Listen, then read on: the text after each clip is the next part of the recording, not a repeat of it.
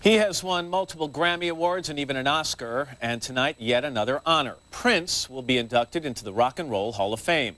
Now with a new CD and preparations for a tour underway, the often elusive Prince is stepping back into the spotlight. The moves, the sound, and oh yeah, the color purple. Add it all up and you have the musical genius of Prince.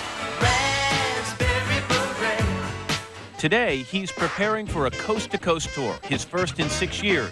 And he's just completed his new CD, Musicology. Prince treated me to a sneak preview during a recent visit to New York City. Want it loud? Sure, go ahead. Heard about 49, just east of Harlem. Although he says he's been around, in the past few years, many fans wondered why Prince had vanished from the spotlight. Well, originally it started out as a feud between me and my record company. And then it ended up being sort of a period of time where I could just reflect and get my head on straight. The music has been ongoing, though. I've never stopped writing, never stopped recording. For more than a quarter of a century, Prince has been making music and entertaining audiences with his outrageous performances. But these days, his style is toned down, and his charisma almost effortless. I think throughout the ages that I've been playing, there was a great deal of emphasis put on the show. I was into props and gimmicks. I think a lot of that detracted from the musicianship. Growing up in Minneapolis, Minnesota, Prince started playing music at a very early age and taught himself to play more than 20 instruments by ear alone. But playing the music wasn't enough.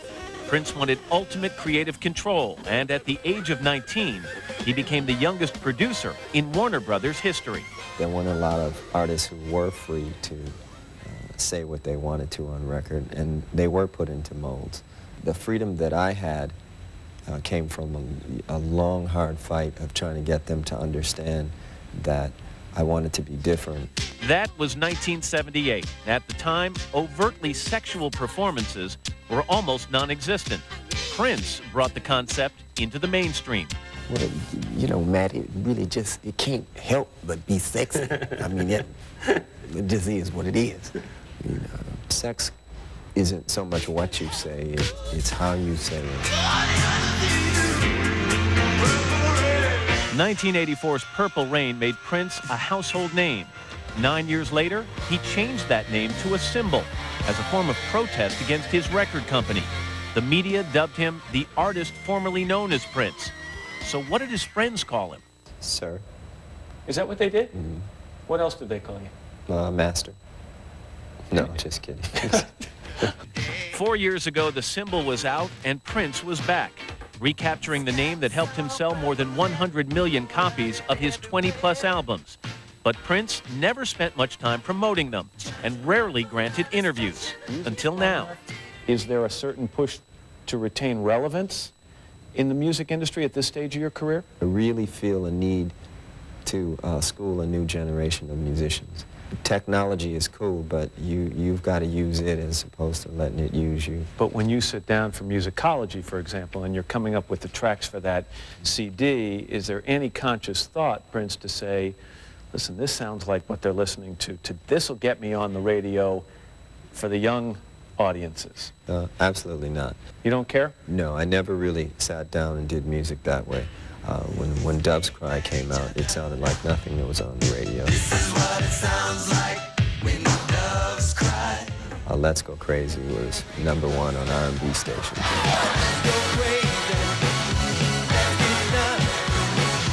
And there's nothing been that fast on the radio since. So how does the man who stretched the boundaries feel about where those boundaries are today?